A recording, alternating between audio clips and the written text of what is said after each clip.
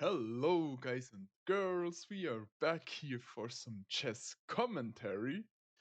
And today we are going to take a look on a game I just recently played and today. And I was.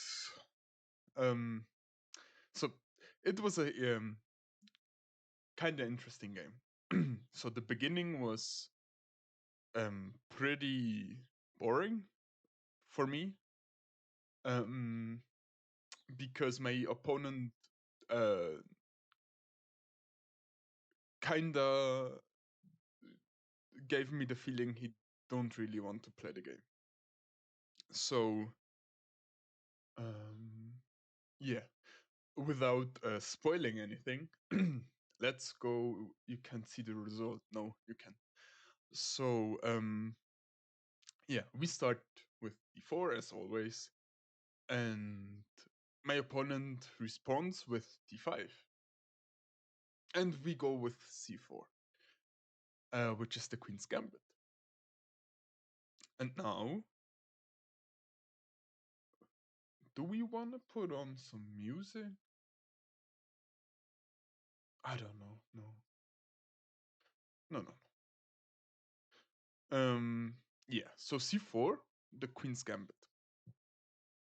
My opponent for now declines it. It's called the queen's gambit declined martial defense. I really like to face this line because as white it's very comfortable to play because on the second move when black plays knight f6, you can chop off the pawn, the d pawn with your c pawn. They either have to to keep in the game and not to like you know lose positionally just right away. They have to take either with the queen or with the knight. Most likely it will be with the knight, but my opponent decided to do it with the queen. So what results out of this is a free tempo for us. We go knight c3. We want to do this move anyway. Now it comes with a really, really juicy tempo, and we take that. That's really, really good for us.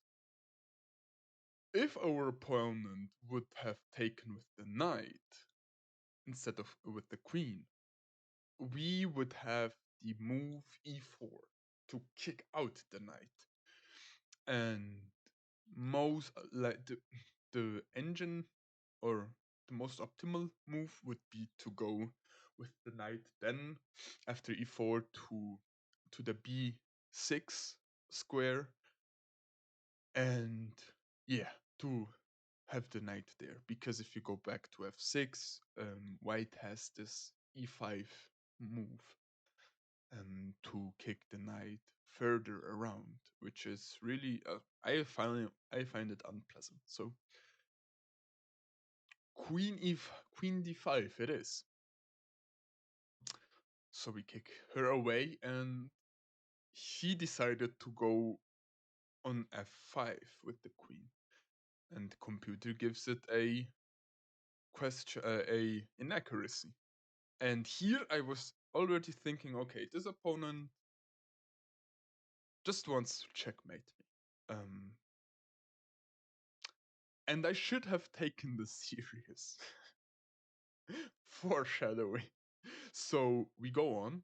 Um, I was very happy with this, and I just went knight f3, normally developing my king side and preparing to castle. It prevents e5, and it's generally just a good move for white in this position. He goes then with e6, very understandable, wants to also develop the king side and move this bishop somewhere. And we go e6, e3, sorry, which blocks our bishop, but we don't really care because also, um, this, how do I put it? This bishop in mm, in most of the variations is best suited on the king's and the queen side.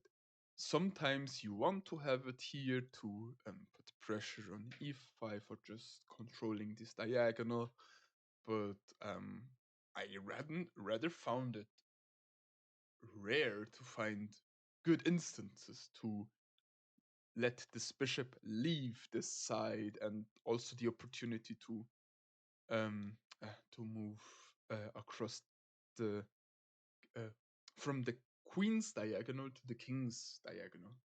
So it's very interesting to me because you're blocking your bishop freely.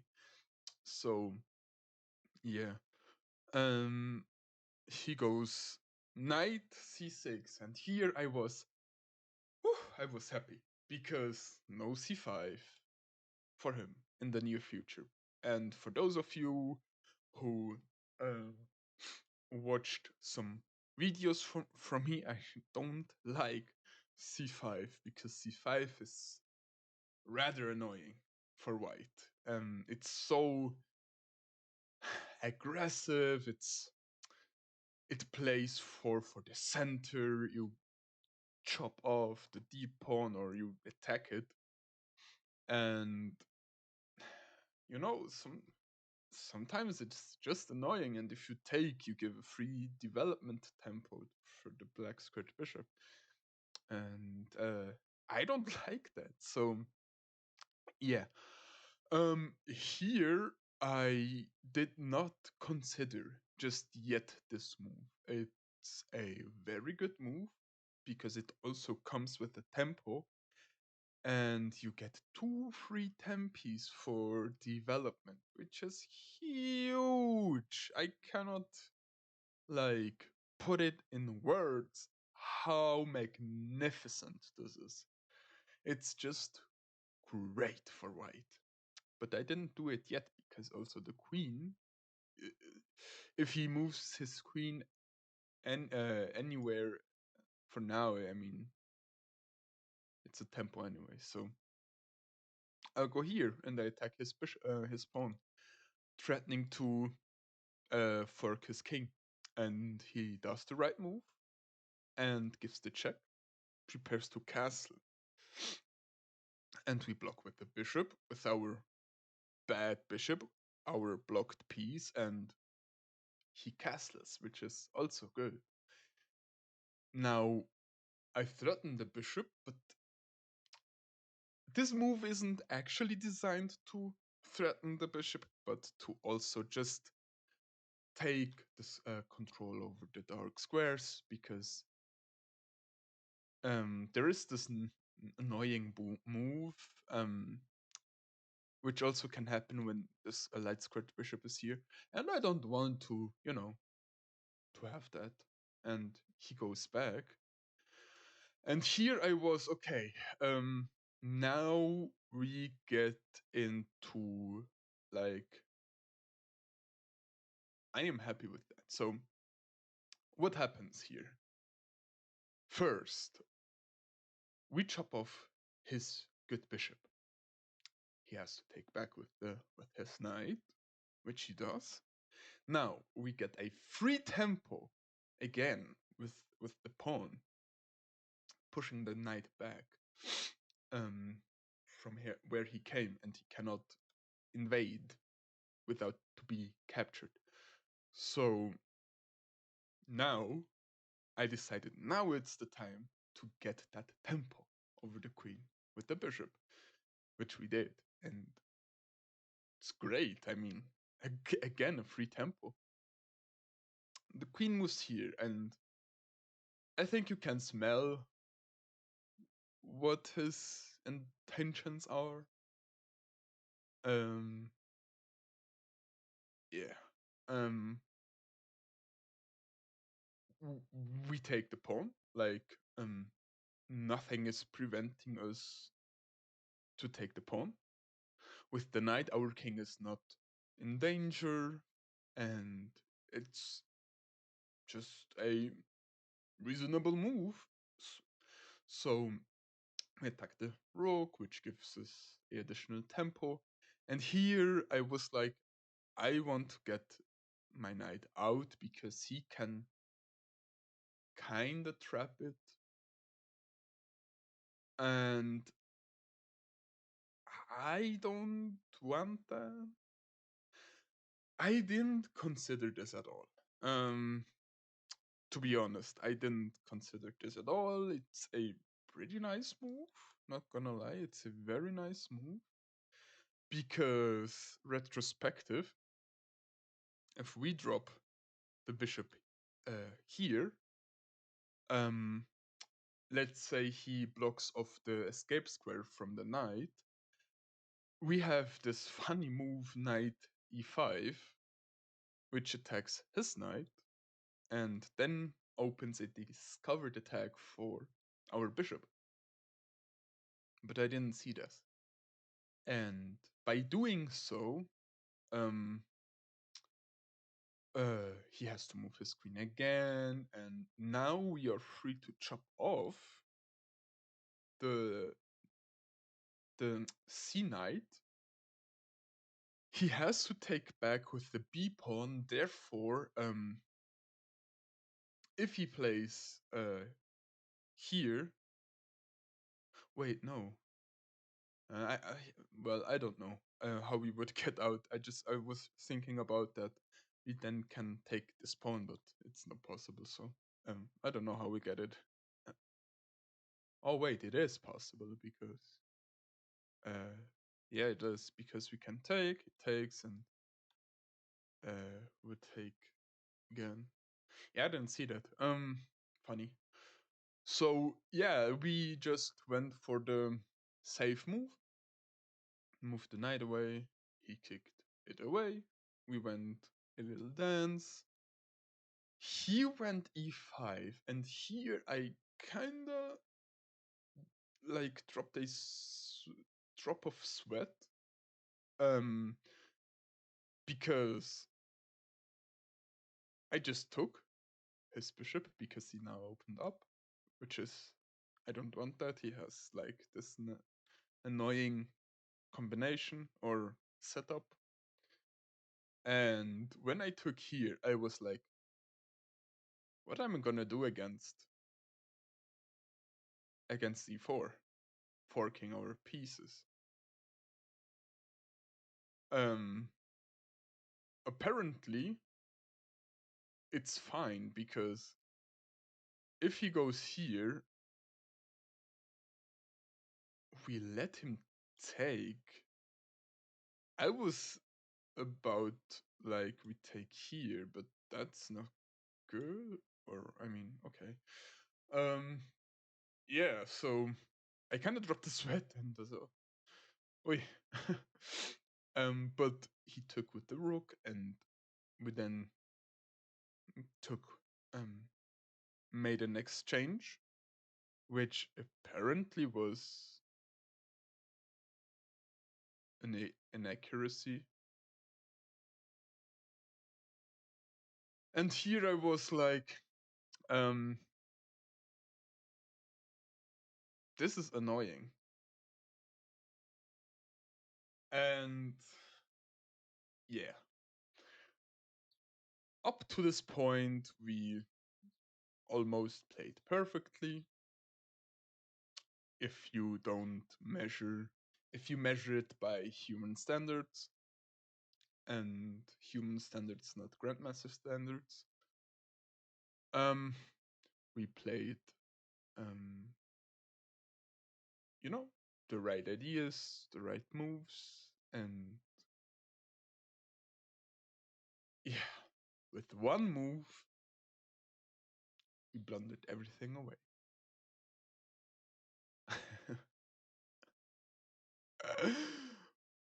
We blundered mate in one. I was like, oh, let's, not allow him to take the pawn, but the far greater threat was the queen, but not the knight. And it went down my spine, and shiver came over me. If I think about it, I shiver again. We blundered, mate in one, and yeah, so it goes. Um, a takeaway for from this game is take your opponent serious. Like, even if they are like, you know, doing random stuff, they like those opponents are sometimes even more vicious because they want to throat chop you. They just want to, you know, win and not play around. I like to play with my food. And yeah, I for some reason underestimated like this combination, and it's so obvious. It's so basic. But I was, yeah, it's fine. And you can see the time I used, 7 seconds. 7 seconds. No, that's not true. I used about 27 seconds because we got 20 seconds. Yeah. So we blundered mate in one. And a very obvious queen and knight one at that, aiming at the h2 pawn. Very, very, very like what's the word? Uncautious, and just not, you know, I wasn't silly, very silly mistakes.